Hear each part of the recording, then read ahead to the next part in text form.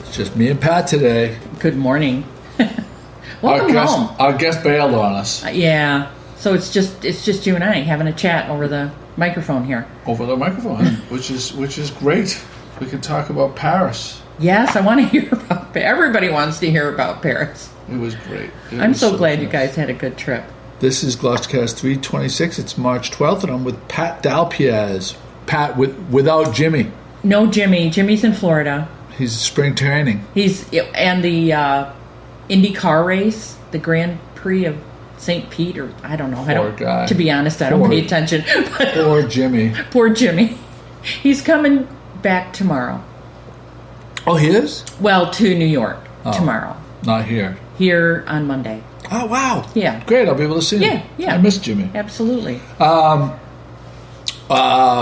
Piece of business. Our friend Ralph, on March 5th, I was gone, but we didn't get a chance to say happy birthday to Ralph. So I didn't realize. Happy birthday, Ralph. Yeah, happy birthday to Ralph. I'm going to put that in the show notes. I got him a very inappropriate gift. I'm stunned. In Paris. I'm stunned to hear that. Yeah.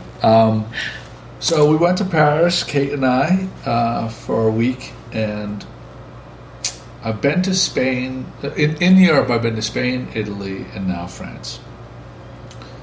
And when I went to Spain, I was in high school, so I don't have... I mean, it was nice, but it was all... Like a high school trip? A high school trip, yeah, with chaperones. Right. A plan where you were going itinerary. To a church every day, and you were standing in lines. Yeah. It wasn't about the food and the drinking. Right. Even though back then there was no drinking age, and in Spain. And the teachers had the parents sign off waivers on my child could drink. Imagine them doing that today. No, I would. As a teacher, if I were the chaperone on that trip, I wouldn't go. I'd be afraid of what. You'd be afraid, right? Well, I mean, and you know what? It was like, so I was I think I was a sophomore in high school, and wow, there was like a lot of hormones raging on that. I mean, you guys are teachers, and Jimmy does a lot of these type of trips. Yes. I mean, you have to worry about teenagers. I chaperone many overnight trips, and yes, it is a load to bear.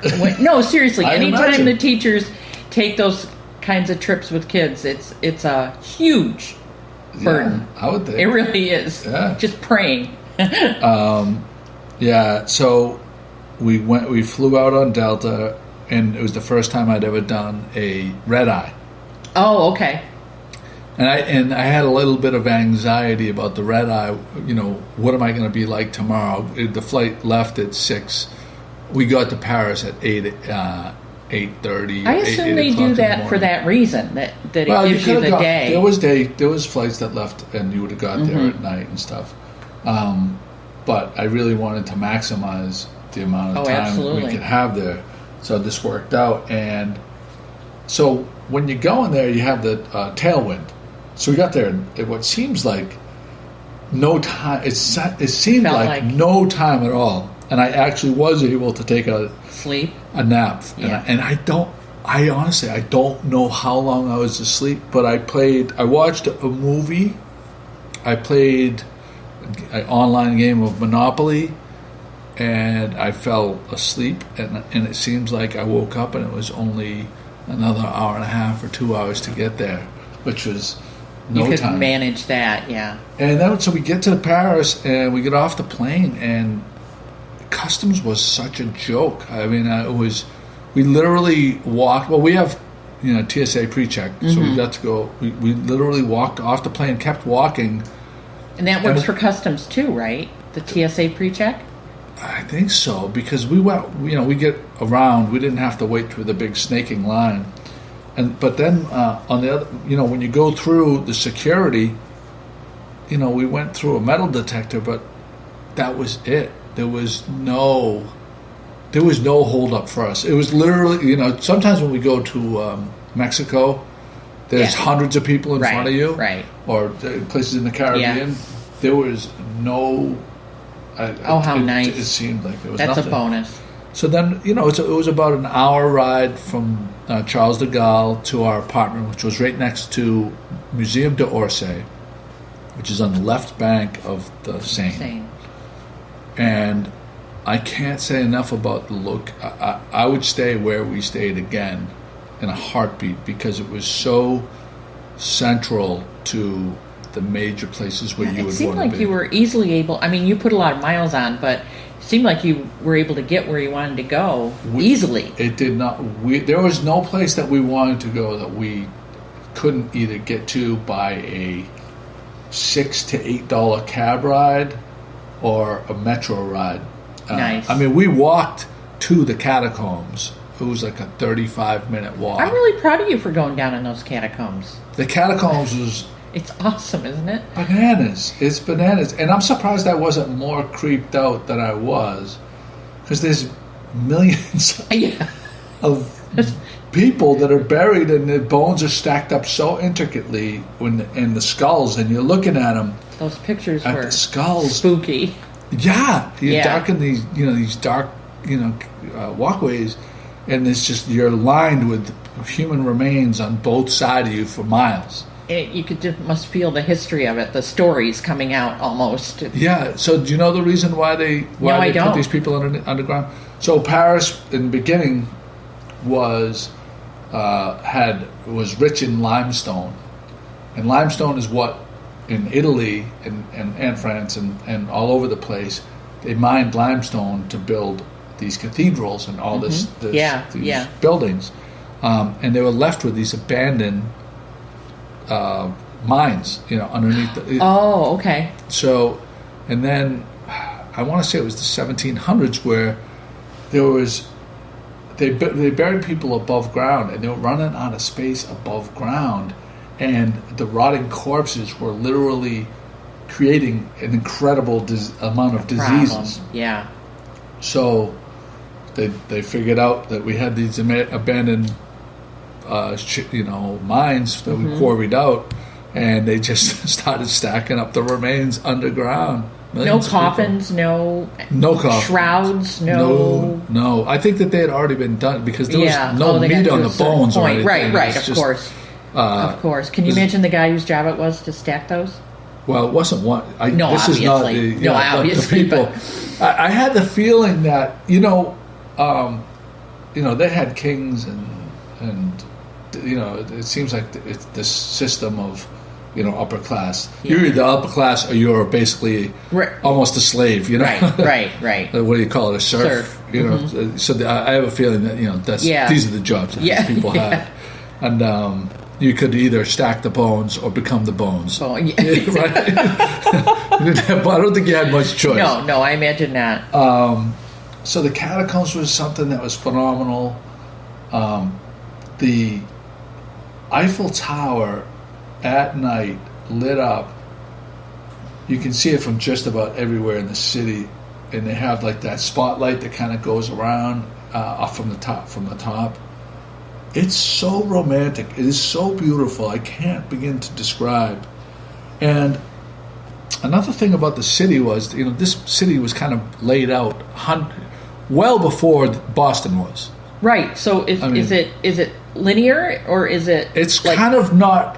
It's not square because there's a lot of crisscrossing. Right. But they're crisscrossed in perfect, in equidistant crisscross, like equal wedges. Right. And the main thoroughfares are wide. Okay. And the sidewalks are fairly wide, unless you're in little village, little kind of neighborhoods. But the transportation system is so well thought out and clean and used, and the markings of the signage, the digital signage of when the next train is going to arrive, where it's going to, and if you read my journals, I talked about the City Mapper app. Yeah. Yes. And the City Mapper app actually works in the United States for big cities as well. I'm going to take a look at that because if you travel, it gives you that assurance that you know where you are. And if you travel in the United States, if you travel abroad, literally, the City Mapper app, it works. There's a map in the background, and it says, where would you like to go? You type in the address or the attraction, and it says thinking, and then 5 seconds later it gives you like 7 to 10 different options of walking, bus, bike, automobile, wow. Nice. Uber, metro, and then it just doesn't say metro. It'll calculate the estimated time to get to the attraction by estimating where you are, how long it will take you to walk to the metro. Nice, because you do need that information. Right, right. So how far away the metro is to you. You hop on there, and then how long from the metro to where you got to get off. If you have to walk from there, it gives you the walking directions on your phone.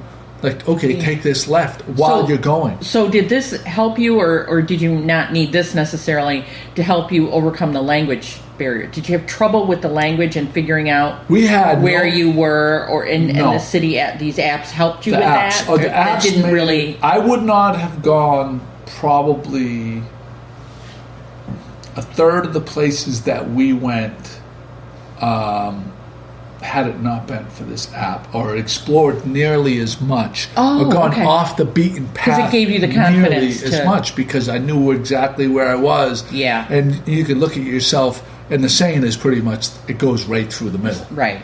Or east to west. Mm-hmm. So stay out of the water and you're going to be okay. Basically. Well, but you could see where you were. If you're something the same, then, you could kind of... using these apps allowed us to explore these such cool neighborhoods, funky neighborhoods. I'm glad you got off the beaten path a bit. I can't imagine that you could have fit more in than we did without not enjoying it. You know what I mean? Like, we pushed ourselves and enjoyed every bit of, going to... We tried to tackle 1 or 2 attractions a day, every day. And then, you do attractions like a couple hours, and then you have the rest of the day, Mm-hmm. So walking around and exploring and eating. I mean, what was your... I know this is... What was your most romantic meal? Where was that? Romantic. It's hard to say. They were also romantic. Because it's just us. Because it's and the city. Most people are speaking French. So you felt like you were in your own little bubble. Even though... So every corner and within each block, there are multiple cafes. Like, even... There are streets where there's multiple cafes, and a lot of these restaurants may have 4 tables. I mean, it's a restaurant. Someone's making a living, and it's 4 tables, and the people are waiting and they're on you, making a living from that. And they're making a living from that. But I would say the cost of the food would be equivalent to eating out in Boston. It wasn't in the fancier places in on the Champs-Élysées, or in the more touristy areas. They were like Boston prices. Right. We were there basically, not really paying attention Right. so much Right. to this was a special trip for us. Of course. And then when you got a couple streets back, they were more like Gloucester prices. You know what I mean? Right. Well, you're in the city, so that would be. And to be honest with you, the best restaurants that we were the ones where they were a couple streets off. Yeah. But none of them were bad. There was actually, I would say, I was disappointed. And when I say disappointed, it was the reason I was disappointed because it was just okay. Only in comparison to how wonderful the other ones were. Right, and that was the one that was the American restaurant called Indiana, and we had gone there because we had walked from our place to the catacombs, and it was a 45-minute walk or so, and it was like 12:30, 1 o'clock. We hadn't eaten breakfast, so we were like both, let's get something to eat, and Kate wanted to have a salad or something. So anyway, we went there, and I was just like, it was packed. Like there are people over there that it would be like going for Chinese food. Oh, okay. Or if Italian, like there were French people there going for the American nachos and burgers and stuff like that. How interesting! And it was so average to us that I was like, oh, Kate, I'm like, well, you're two doors down. There's like a cafe. We could have got entrecote. How do you say it? Entrecote. Anyway, so, but that's out of 30 meals. God only knows how many meals we ate. Yeah. But every cafe was great. At the bakeries, I would say, so I went to Italy. I went to Rome and down the Amalfi Coast. And the bread in Italy, I remember saying this at the time, I was so disappointed because I don't think they use salt in their bread in Italy as much. Okay. And this is no slight on our Italian bakers in Gloucester because their bread is fantastic. Yeah. But the bakers in France, the breads in France, were such. I would say the pastries in Italy would compare, but the bread in France was way better than the Italian breads. Interesting. You're making me hungry. Pat, there was one. So there was one place that it was all tapas, and I got brine ceviche and charred octopus and the. Oh, those are the pictures you showed. The pictures, yeah, and then mushrooms stuffed with the escargot. Yeah. It with like tons of butter and like some breadcrumbs on it, and oh my god. And they and before they brought the tapas out, they had a big thing of bread right when you walked in. They chopped off some of the bread and warmed it up for you and brought it to the table. Neat. Yeah. And very rare do they put butter on the table. And the bread didn't need it. It was so delicious. So anyway, the food was phenomenal. Our apartment was I don't know if I mentioned it, but it was right next to the Museum d'Orsay, and steps to the metro, which got us to wherever we wanted to go, and we used Uber quite a bit. Uber works, and for an Uber ride off peak hours from our apartment to the Champs-Élysées, the middle of the Champs-Élysées or the Arc de Triomphe, was like $7. Oh, wow! So wow. And then you could buy packages of 10 tickets for the metro for $14.90. I want to say $15. So it was $1.50 a ride to ride the metro. So it was kind of a toss-up for like how much. At the end of the day, I would save the Uber rides for after we'd put in 7.5 miles, or if it was cool, because at night, it was like 50 degrees. Oh, okay, yeah. 40 degrees at night and 60 during the day. Yeah. Not really 40, probably closer to 50, but it was it was like a probably spring. Felt chilled. Yeah, that spring chill. Yeah, if you weren't dressed right. But our apartment that I found on Airbnb was actually, when I think about it now, the same colors as my house, like muted gray. I noticed that. You did, right? On your video, white, a lot of white, clean, and then light. Well, it's inviting for blue. guests. If it's set up for guests, that's very inviting. So there was 2 bathrooms, and then there was a living area with a television that we watched. So you were not Netflix. Disappointed between whatever ad you saw, the description the Airbnb gave. It absolutely lived up to the hype and the location. That's good to know. And it was not expensive. It was a good amount of space. I mean, it was a very good. You were comfortable in there. We were very comfortable, and there was basically 2 different. There was 2 different, completely different rooms, and then there was another separate bathroom. So Kate, who sleeps later, would sleep, and I would go into the room with the television, the living room, and compose my daily journals. For that. Which I have to say, I miss your writing. I know, I don't do it. No, you don't do it. I was so happy.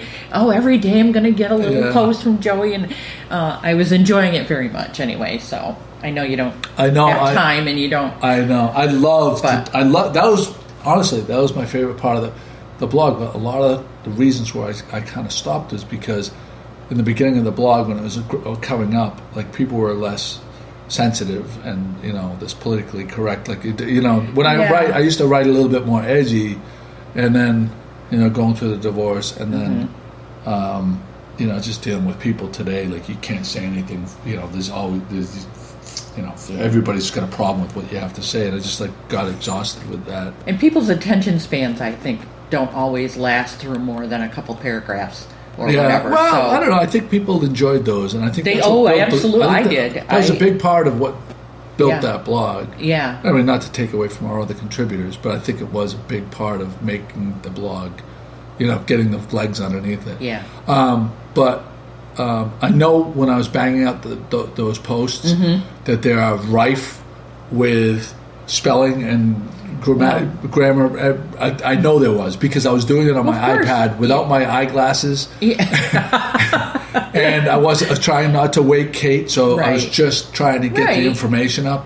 Yeah. But I hope people appreciated it. It was, it was a little bit. Each one of those took a couple hours. I appreciated it very much, and I was so happy every day to see it. So yeah.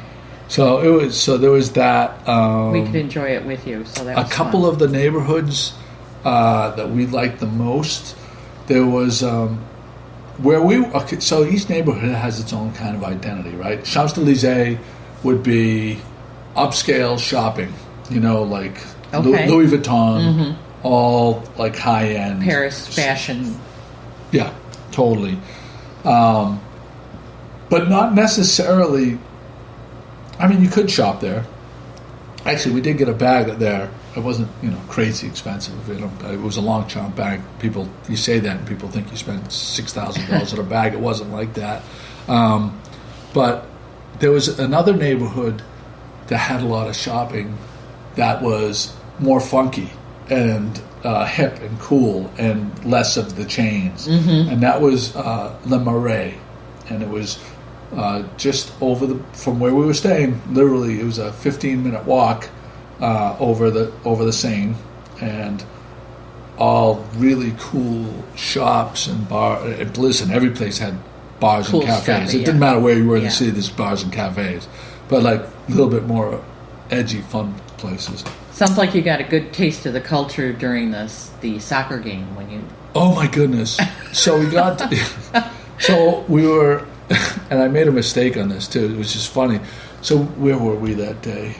The day of the soccer game, because it was a long drive to get back there. Oh goodness!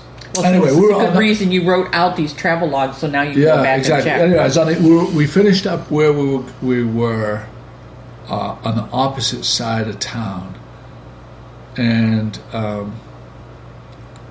so we took the metro back, and so I had read on the schedule that the game was on at 9:00, and I assumed from 9:00 that means it was that I was looking at my iPad and it was not figuring in the six hour difference. So I assumed that it was at a 3:00 game. Right.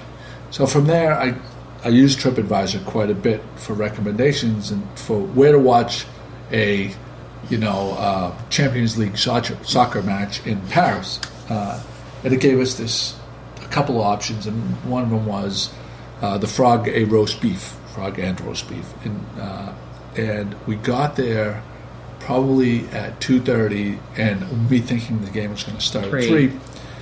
It wasn't, but there was already about 9 or 10 Englishmen, because it was Manchester United playing against Paris Saint-Germain. That was the PSG, Paris Saint-Germain, which is the neighborhood that we stayed within Paris. Oh, okay. And I like them anyway because one of their players is one of my favorite soccer players, Mbappe. Anyway, so we get there, and these guys are all dressed in black, and it was 2:30, and as it turns out, the game really didn't start till 9:00. Till 9:00 in French time. And or Paris time. They had it was also a brewery, so they made this ginger beer that was out of this world that I was drinking, and I was talking to these. I was there to root for Paris Saint-Germain, but I wasn't going to tell these Manchester United fans, because these guys were legit hooligans. They were legit scary dudes. Like, they were there and you weren't going to mess around with these guys. So, but we'll talk about the differences and stuff. And I'm like, I raised a glass with them, and then we. So finished. They were English speaking. They were. Oh, you said they were Englishmen. Sorry. They were Englishmen, but they were also Englishmen or fans of Manchester United from all over Europe that obviously knew that this was the place to go watch. But they were all dressed in black. So this is something that they followed this team. It was only a 45-minute flight from Germany to France. Oh my goodness! Right. So so these people were coming in throughout the time we were there. They just kept packing in. So we left, and we were going home to freshen up. It had been kind of we were pretty tired at that point. But I was like, I want to watch this game. It was $200 for a ticket. It was in Paris, and those games are wild. But I really wanted to watch the game to have that experience. Well, yeah. And so we went back, and the game started at 9. We got there around 8, and it was. I didn't know if we were going to get in because the entire outside was full with all guys dressed in black, all the Manchester United fans. They were smoking and drinking, but they hadn't shut the doors off yet. We got inside. It was 3 deep at the bar, no seats available. And I would say 75% of the people there were Manchester United, and I was there to watch. And so I'm at the bar. I'm waiting for like 15 minutes to get a couple drinks for Kate and I, and Kate discovered the Aperol Spritz. That looked good. She fell in love with this drink, and it's becoming very popular. I see it advertised all over. You'll notice. Oh, okay. Aperol I'll have to take a look around. It seems like there's a worldwide push on this particular. Okay. Thing. So I'm ready. So I'm there, and there's this French guy right on the corner of the bar, and I'm like, I struck up a conversation with him, and he was a Paris Saint-Germain guy, and I'm like these guys, like those guys right over there, they were here at 2:30 drinking, and they were loud and they were crazy. I bet they were loud. I was like, wow, this is going to be pretty wild, crazy. So a bunch of guys got up, and we got seats right in front of the big television with this other French guy, and we were buying each other drinks. Really, really great guy. His name is Pierre. And a couple other, of course it was, right. And as the game started, and all I could think of was it was wild. The whole game was wild, but all I could think of was in the United States, if a bunch of Boston, if a bunch of people like Jets fans came into a bar in Southie and thought that they were gonna yell and scream. It would have been there would have been multiple murders. Yeah. And the French people did not. I guess the Paris team doesn't have as much of a storied history as Manchester United. Well, even I've heard of Manchester United. Yeah, they've won many more championships. So the game went on, and it was a great game, and the yelling back and forth and the soccer chants going back and forth. I'm so glad we did that. It was gave you a taste for the culture. It was. Who won the game? Manchester. So Manchester United won, and they needed to. So the way it works out. So this Champions League, it's like tournament style. Okay. And you play a game in each bracket or you play a game like Manchester. Paris played in Manchester United, beat them 2-1. Oh. Manchester United come to Paris for the following game. They would have to beat them by 2 goals to advance. Otherwise, if they tied, I'm getting this wrong, but the point is, if you win in the opposing away as a visitor, that carries more weight than if you win home. So Paris won at Manchester United. Manchester United came to Paris for the second game, and if Manchester United needed to win by 2 goals, and they with like 1 minute left, there was a penalty kick against France, Paris. Oh boy! And the guy scored the goal, and they ended up it came down advancing. To that. Pretty much came Paris down to that. got bounced. It's like the playoffs, like the NFL playoffs. Uh-huh. You win and go home, right? And they got bounced out like that. All they had to do was hold on for like 60 more seconds. Oh, and it would have been over, and they were devastated. Oh, that's exciting! It was very exciting. One more thing about Paris, like the stereotype that that French are rude to and hate Americans. Yeah, you didn't get a feel for that. Not even one little iota of that did I get. That's good to hear. That is good to hear. I watched probably about 15 to 20 YouTube videos, Travel Channel video type deals about what to do and what not to do in Paris, and everybody had said, learn. Everybody says bonjour, everybody says merci, and everybody says au revoir. Like if you start out, even if you don't know French, you start out the conversation at least trying with one or two words, it goes exponentially towards your experience. I have heard that. And we found, there was only one or two restaurants where we couldn't understand the waiter, but we would just point at the menu. Mm-hmm. Every other restaurant, the waiter spoke some English. So you didn't feel that was a barrier in any way. Not in any way, shape, or form. And they put these people in these museums that can speak. For you to get a job there, they know that English. And one of the waiters said to us, English is pretty much the second language for everybody in this country. Right. So it was so wonderful. Now you can't wait to go back. Yeah, I can't wait to go back. But see, part of this was me going back to Mexico and Florida every year, and really saying we're going to expand our horizons. Yeah. Because I've been going to Mexico for 10 years or so, and I've been going to, I've been going to to Florida for 30 years. I really, really want to see more of the world. So for Kate's 40th, which is in 2 years, we're going to go to Greece. Nice. So we have one in between there, and I'm thinking to go back to Italy because she hasn't seen it, and Italy is so beautiful. Sounding like you're going to need a visa by then.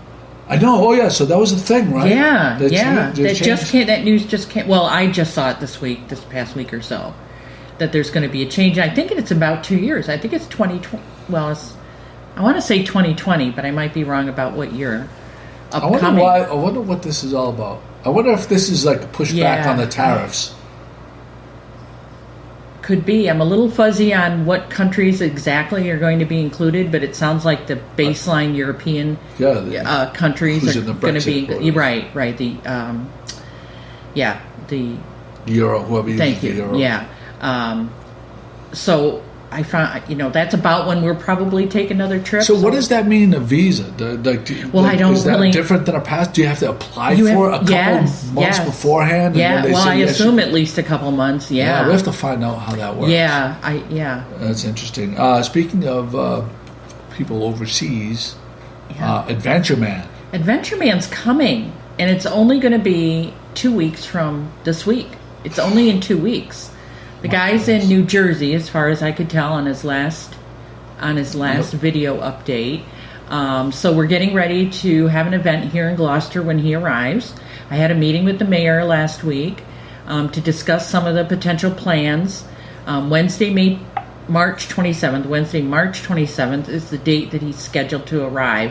It could be a day earlier or a day later. When I was meeting in the mayor's office, there was a woman on the phone, I think her name was Victoria, something with a V, from England, who's coordinating things at that end. Oh, wow.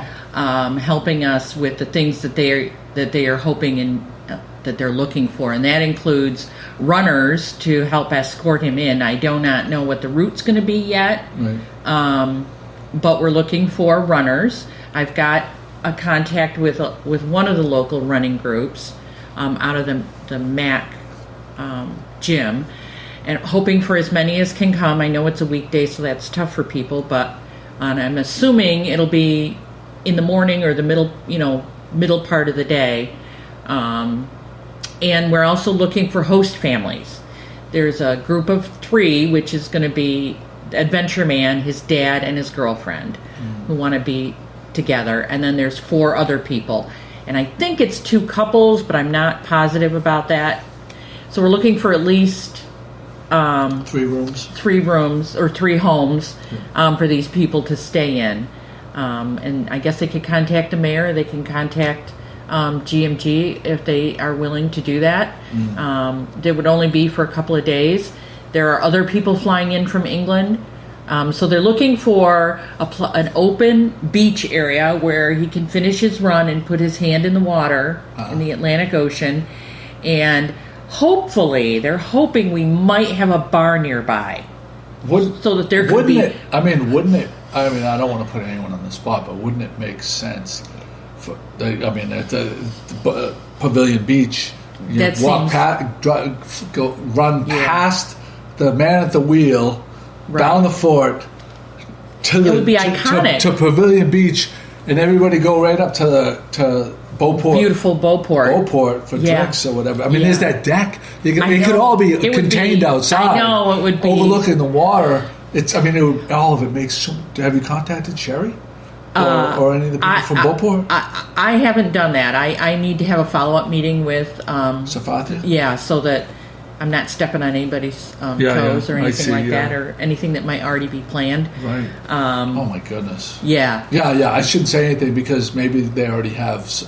maybe mile marker stepped up or whatever. And he has written a book, which I got a copy of, but I went down to the bookstore downtown, and they didn't have it yet. But I suggested that maybe they might want to see if they could get a couple of copies because there might be interest in Adventure Man when he gets here. What's his real name again? Jamie McDonald. Jamie McDonald, right? Yeah, he's very easy to like from his videos. It would appear. I feel like I know him. I feel like he knows me. Yeah, So I'm looking forward to meeting him. I know. I hope we can get our podcast. Yes, and I've been poking at that a little bit as well. Yeah, really want to make that happen. Maybe the next time I talk to, if I'm in the room when this Victoria or whatever her name is. What's the date? What's the date? March 27th. It's a Wednesday. 27th. Okay. It could go Tuesday or Thursday, but they're really focused on Wednesday. 2 weeks away. 2 weeks from tomorrow. Yeah, wow. Yeah. Oh, my goodness. Yeah, very excited. Yeah.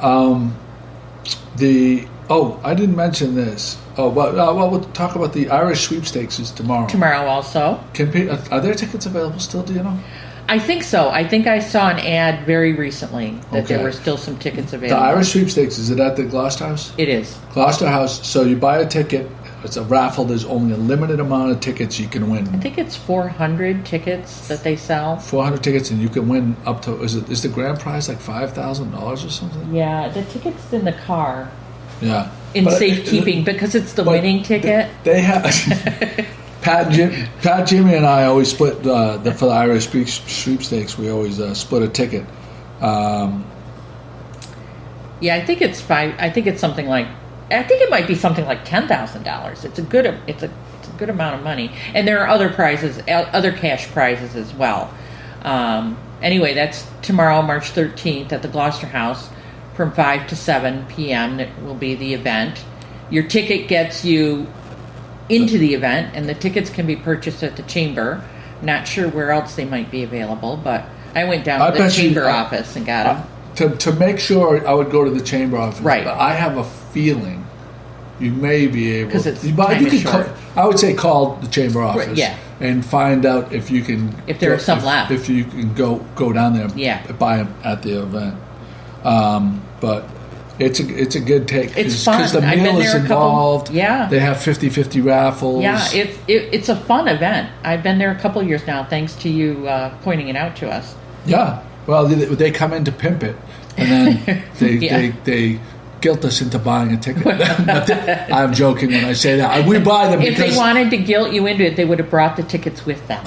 No. When I say that, I'm completely joking because we always beg them for a ticket because we think it's such a cool thing. So that's tomorrow night. See, you know what it is? The deal is you guys get the meal, Jimmy's You're not going to be working. there. Do you want the tickets? I don't want the tickets because I have my daughters on Wednesday nights every year, right? Okay. Because of okay. Because Wednesday's my night with the girls. Good. Now I won't have to turn my cousin down. Oh, is that the one that hates me? No, that's my aunt. Aunt M. Yeah. Oh, okay. So when I was in, I'm kind of one of my only regrets about Paris was we did a lot of walking in that area that I was talking about, the cool shopping area in Le Marais. There was a shop that had really upscale kind of cool clothing. They had cool sneakers, cool outerwear. They had these hats, and in Italian we call them shipageki hats, but that's not what anyone else would call them. I mean, only Sicilians would probably know this as a shipageki hat. But when my grandfather died, long time ago, the only thing that I took from him, from his personal belongings, was he had a brown wide wale corduroy shipageki hat. I guess in England you would call them a newspaper boy hat, and the term, if you were searching for it on the internet, I've come to find out, is a flat cap. Oh, all right. That what you're seeing right now is a flat cap. I'm talking to Pat. Right. I understand people on the podcast can't see what I was talking about. Anyway, so my grandfather's hat, it still smells like him, and every once in a while, like, I'm in my closet and I take a whiff of it and it brings me back. Yeah. But so I picked this one that was in this shop. So I don't wear a lot of brown, corduroy brown, and and his head was bigger than mine. He was a massive guy. So I don't wear his hat, but I thought it would be really cool to get this hat at this store. I tried it on. It's a blue color, light blue kind of. Would go well with what you've got on now. It would go great with what I have on now, and like blue gray, kind of like tight check, almost like you didn't know that it was checked because it was linen and wool. Oh, I was going to ask, yeah. Linen and wool was the material, very soft, fit great. I tried it on, I loved it. I turned it over, and the brand was Stetson, which was made, I think, in the United States, and it was $73. And I didn't buy it. Joseph. And I didn't buy it, and I left. And we went right after that, right around the corner was the Bianco Pizzeria on Montegriel Street, which was my favorite street, the one that was on pedestrian street with all the things. And we ate that incredible antipasto. If you remember the pictures, right afterwards. And I was still thinking about it, and I'm like, we spent a little bit more than we wanted to on the trip. I'm taking the girls away next month. I'm like, I don't really need it. I didn't get it, and then I didn't buy it, and then I woke up the next morning, and we had plans to go in a completely different direction. And then I'm like, Sunday maybe I'll get up early and go get it. Sunday they were closed, and I did a million searches on the web. I couldn't find the exact hat. I couldn't figure out what size I really was. Right. Because they were fitted. And as it turns out, I'm a medium, which I thought I had a big head. Is it like a European sizing model? I don't know, but even here, this hat. So I bought one yesterday. This is a small medium, and it fits me, which is surprising. So I would suggest if anyone was going to buy this type of hat, you can measure yourself. Mm-hmm. I happen to be, it's 58 centimeters. Whatever it is. Yeah. So I was on Amazon. I looked for this hat. So what will we do next time we find something in a store like that when you're traveling? I will purchase it. Yeah, I know. Remember that. This is a lesson that I've learned over the years. Is that I will regret not buying it much, much more than I might ever miss that $73 later. I know. We had we really weren't watching our budget on anything else either. And no, but I know it was probably because it was for yourself and you didn't want to. I get it. But it was just same kind of hat that my gramps wore, and that it means so much to me that I was thinking, maybe someday when I die, this will mean something. So this flat cap, this gray flat cap. So I bought one yesterday. It looks very nice on you. Thank you. It's not the same, but thank you. It does. It feels good. It's warm. I'll tell you what. It's warm. I don't know what material. That's nice to have it on the very top of your head. This one happens to be 50% polyester, 5%. I don't know what that is, and the lining is polyester and 20% cotton. So I don't know. It would have been nice to see, and that's the other part of it is, I could buy it online right now, but how special would it have been to bring it back, to bring that back from Paris and always have that hat? Yeah, and that'd be my. I'm sure that's how Kate's going to feel about her bag. Well, she got the bag. Yeah, that's what I'm saying. Yeah. Well, so and the other part of it is, I don't know. That's just. Well, that looks very nice on you, though. So. Thank you. See, so the other part is, how I wear baseball hats all the time. Mm-hmm. I'm like, it's almost a baseball cap. Well, I just feel like this is more of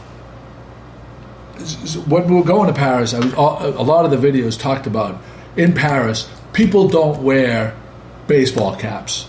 And this is how they tell Americans. And this is how they tell Americans. Sneakers and baseball caps. No, they all wear. Well, not all of them. A good portion of them wear trendy sneakers. Oh, okay. Trendy sneakers, but with. Fitted jeans or something or fitted chinos. Even women. But they don't wear baseball caps and they don't wear activewear. You know how a lot of women leave their house in activewear, like legging. I do know that. And they don't. It's a dead giveaway.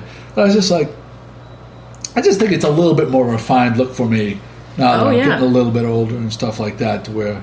To have a hat that's not a baseball cap. Yeah, you can throw that on when you do different events and stuff. I like it. Yeah. Seeing as I'm bald and all. So there is that. We also wanted... so I wanted to give a shout out. In the beginning stages of the blog, I would cover a lot of the... when there was a new building being built on the waterfront. And, we still do it too, I guess. But I would do these... I would do these... literally weekly updates on how it's coming along. And I would do it at the end. I would have this slideshow of boom, boom, boom, boom, boom, and it's built, right? And the Seaport Grill was one of these things that we covered when it was being built. It's 10 years old now. The blog is just over 11 years. It's 11 and a half years old now. Yeah. So this was part of the growing of, and I remember the fight to get this place built, and it was actually a lot less of a fight than the hotel was, but I remember some of the city councilors at the time giving them a hard time about moving the restaurant from the ground level to the second floor, because you can't have that on the waterfront. It was just. And I think and railing out in some writing on the blog, which I don't do anymore, about how this short-sighted that it was can this be sometimes, empty. It was a lot that was not being used. It was an old. There was an old basically garage that Was the port for the ships always part of that plan then? The port. The reason how they got that passed was. It was the port part was a cruise ship, a place to, because that was allowed under a designated port area. Oh, okay. A designated port is cruise ships coming and going, and so that's how they got it passed. And then you could see the plans for the restaurant, gradually. I love going there. It's one of my favorite. It's one of my favorite places. And think how many people are employed there, and how much money is generated through the hotel. I mean, a wedding generates a lot of people are getting paid when there's a wedding. I mean, photographers. I've said this a million times. Hotel staff, photographers, food people. the food people, the people that bring the food, the florists, the linen people, the chefs, the servers. I mean, everybody's making money. Anyway, congratulations to the Seaport Grill for 10 years, March 11th to 15th. So we're into this week of daily specials there, and I'll start with today's special. Tuesday's lobster pie is today. Wednesday, they have 2 specials, the Sully Burger and a beer, and another special they're having is dollar oysters on Wednesday. Thursday, lobster roll special. Friday, 3 to 6 p.m. half-price appetizers.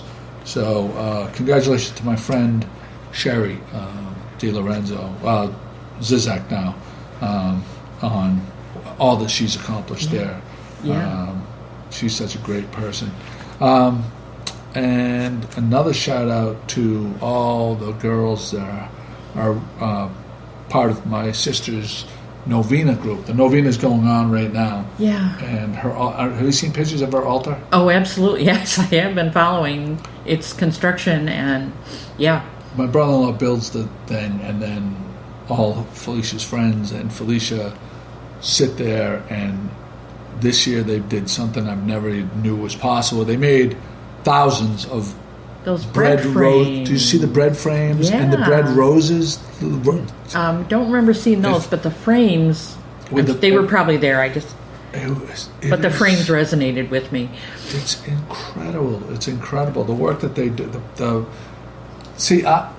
I'm part of her. I love my sister and everything. She is all in on this. I mean, I grew up with it, but it doesn't mean as much to me as it means to her. It's everything to her. Other things go the other way around. Yeah. I'm totally proud of her for this. But it is. But I completely can appreciate the work that all these women have done, and to keep this tradition alive. And the other families in Gloucester. There's a lot of families in Gloucester that are doing novenas, and they've done it, and they've kept up the tradition. Which, in case nobody knows why the novenas are happening, it's because St. Joseph's Day is coming up. Right, March it's St. 19th. Joseph's Novena. Yeah. So kudos to all the families that are keeping up the tradition. It's been great. I'm glad we got this podcast in. Yeah, me too. It's just the 2 of us. I'm sorry if anybody was bored to tears with my. No, nobody's bored. Nobody's bored to tears about that. Everybody wants to hear about it. Everybody. So the room that I posted. So I did a video tour of the last day. Yep. And you had a coupon or something. And I did a link to the Airbnb. And I thought it was just a $40 coupon for Airbnb. And you can go. There's places. Excuse me. Bless you. There's places that you could stay for one night. Airbnb places. Right around $100. So to not sign up for that free what I thought was a $40 coupon, actually clicking through, Paul Morrison got $55 added to his Airbnb account. Oh, nice. And when I clicked through to it, I saw that you can get $55 in Airbnb credit. Wow, that's just for great. Signing up through that link. So if you go, even if you're not going to Paris, sign up, and that money doesn't go. Idea. The money doesn't go away. And I know Nicole Schraft, I think, uses Airbnb quite a bit. We've come to use it quite a bit. But download. We have not tried it yet. Use that link and get that money. Yeah, $55 is good. We got a couple trips we're thinking about, so yeah, definitely. We use it for Mexico. Sometimes in Mexico. Anyway, Pat, thank you for coming. Yeah, it's great. And thank you for my gift. You gave Kate and I a beautiful photo. Oh, it was such a nice picture. I thought you needed to have it. Yeah, thank you so much. Sure thing. All right, GloucesterCast 326 is in the books. Adventure Man's coming in a couple weeks. Congratulations to Sherry Zizek and the crew at Seaport Grill.